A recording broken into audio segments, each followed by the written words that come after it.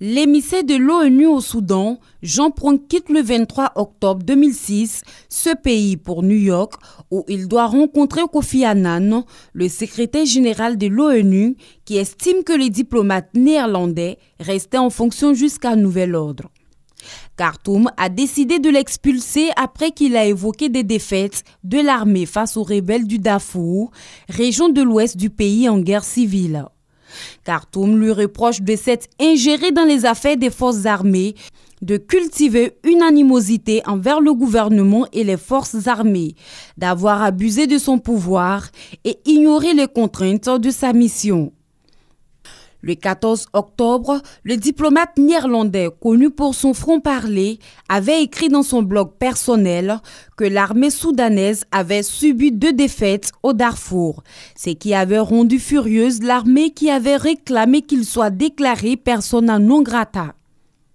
Les autorités soudanaises estiment aussi que cette déclaration va dans le sens des pressions internationales visant à les contraindre à accepter une force de l'ONU dans cette région où quelques 200 000 personnes ont péri à cause de la guerre et de ses conséquences humanitaires depuis le début du conflit en 2003.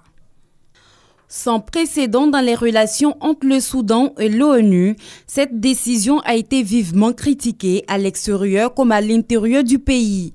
Au plan intérieur, le gouvernement autonome du Sud-Soudan a qualifié l'expulsion de mauvaise décision qui ne va pas améliorer les relations avec la communauté internationale. Selon lui, cette décision peut mettre en danger l'administration fédérale mise en place en 2005 après un accord entre le Parti du Congrès national du président Omar el-Béchir et les anciens rebelles sudistes. L'UIA s'est refusé à tout commentaire officiel. Mais selon un haut responsable de l'UIA, cette expulsion est déplorable.